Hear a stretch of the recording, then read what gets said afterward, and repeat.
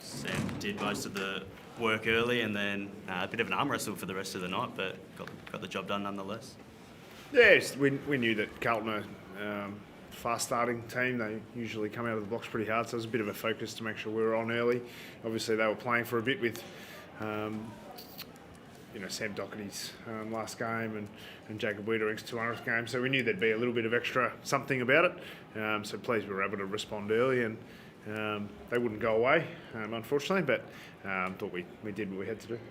How wary were you of the Sam Docherty factor, and how much did you, I guess, use that in your preparation, just coaching the guys, making them to make sure to keep their heads switched on? Yeah, I mean, we mentioned it. We cast in the role of the villain, so we embraced that, and we knew it was part of it. And I think now's the time to celebrate him for the whole competition. For Carlton, obviously, but I think all of us should take a step back. There are not too many stories that go as big and as broad as what he's been able to do for the game, and not just for what he's done on the field, but whether it's kids who hurt their knees and come back from multiple knee reconstructions the way he did, or coming back from his cancer treatments and beating that. I think it's a story for the ages, and tonight won't tarnish it. How sort of frustrated, given you got out to a 40-point lead and you win by 4 goals, given the tightness of the season? I know they're hard to win, you take the 4 points, but were you disappointed that you weren't able to push that ascendancy further? We take the win. We knew we're going to have to keep winning. We're in we've won 6 of our last 7, and a lot of them have had that feel about them where maybe we could have really put a side away, and we haven't really been able to do that. But we did what was required when it really mattered. They obviously tightened up a little bit and changed some of the way that they played as the game went on, and took some things away from us. And we were reasonably happy with the way that the scoreboard ticked over. We gave up a few easy goals, and got a little bit undisciplined with some free kick stuff, so I didn't think we handled all that well throughout the day. So there was some aspects of the game that we need to improve. The clearance numbers and the centre bounce in particular were a bit of a worry, which gave us some field position trouble. So there's some aspects of the game that we need to continue to work on, but take the 4 points and lick our wounds and get ready for Friday night next week. Good signs for some individuals, particularly Will Day coming back, but also Sicily and Scrimshaw and Barras. Yeah, I thought obviously great getting Will Day back, and Mitch Lewis coming back and kicking his first goals and being back into the game. I thought were great stories from an injury point of view, and then some guys getting some form. I thought Sis and Morey both were first class tonight, and probably their second week in a row. TB's been quite underrated across the season. He's had a really, really strong year for us, and tonight I think he took 6 or 7 intercept marks and had another 8 or 10 spoils. So his aerial prowess behind the ball is just vital for us, and Josh battled to be able to keep Kerno to only a couple of shots on goal, and there's some pretty important matchups in the game, which when you play a team like Carlton, you know that they're going to be there. So we're fortunate that our boys got the job done. What did you like about Will Day? Him playing. Will just be. I mean, they sat on him, so he hasn't played since. I don't know what game he went out, but it was the first 4 or 5 games of the season was the last time he played, and then he's getting tagged in his first game back. So that shows how Carlton feel about him, and so he's a ultimate professional. We 70% game time was the marker. I think he finished on 69. So I'm really pleased we were able to get him through the game in a healthy way. We had Jai. He did a fitness test yesterday and passed that, and he was okay. So to be able to get him out of the game a little bit earlier and get Daisy the numbers that we wanted from him, that sets us up well for this last month. Speaking of Jai Newcombe watched on in the captain's run yesterday and was subbed out after half time. Is he sort of feeling the effects of being the sole mid to play every game this season? Not. I wouldn't say it's the whole thing. He had a bit of a tight calf coming out of the last game. We had a 5-day break. He did a fitness test before the captain's run yesterday. He passed that, so he was no worries. But we've got another trip. We've got travel. We go over to Adelaide on Friday night next week. Obviously, going to be a massive game for us and for them as well.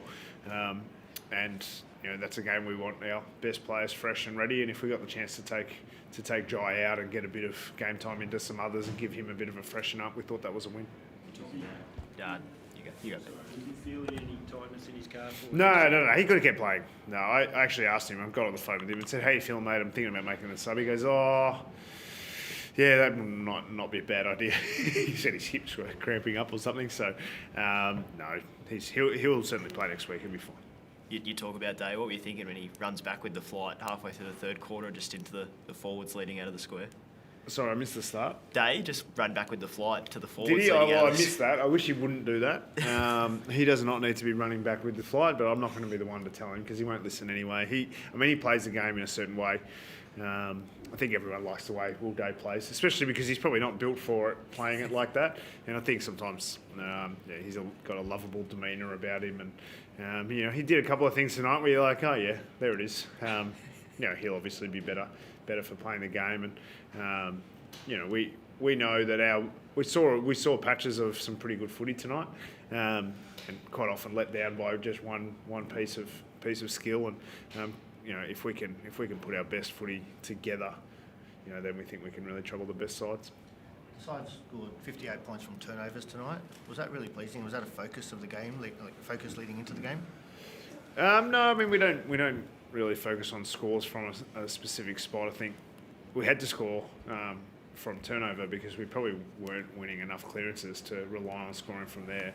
I think at one stage we hadn't won a clearance, but we'd managed to kick 2 goals, and the 2 goals had come from full ground transitions, but the full ground transitions had come from tackle pressure, and probably one of the benefits and positive things to come out of that game is even in a game that perhaps lacked a little bit of energy, our pressure was able to stay really high, win the pressure count, win the tackles, post clearance, contested possession were in front in that.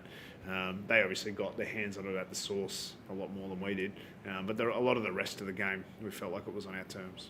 How do you assess in your forward structure with obviously Gunston's in great form, but Deere, Joel out, Lewis?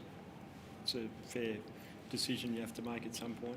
Yeah, we're going to have to make some tough decisions going forward. Obviously, the mix of the team is always debated, and what the conditions are, what the size of the ground is. Obviously, we played Adelaide next week, so slightly skinnier ground. So whether we make a change, we played 5 midfielders tonight. Sometimes we only play 4. So there's a bit of a mix to the team that's going to take a bit of nuance and making sure we just pick the team. And I mean, if you go and look at the best teams, there's pretty good players not playing in most of those sides, and we'd like to think we're one of them. Do you ideally want to get a look at the three of the 4 key forwards? Do you want to get a look at all of them together and then leave one out if it's Gunston getting managed, or obviously Child at the moment? Do you want to get a look at all the combinations, or do you think you know what the best look is? No, I mean I wouldn't say that we know. I think they're all potent forwards, and on their day can be fantastic for us. I think the challenge is picking the team that beats the side that we're playing. There's going to be a little bit of that. So. I thought Finn McGuinness's role last week on Butters was absolutely vital, and was really important to winning that game. So that was a specific matchup, and whether Marbs is a really good matchup for a certain defender. Gunners has been playing, obviously it was a great tussle with him and Wiedering tonight. He's a star at his 200th as well. So there's a bit of a mix to the team that we're going to continue to play with. How do you feel you're set up approaching this last month of the season with big games, Adelaide, Collingwood, Brisbane especially?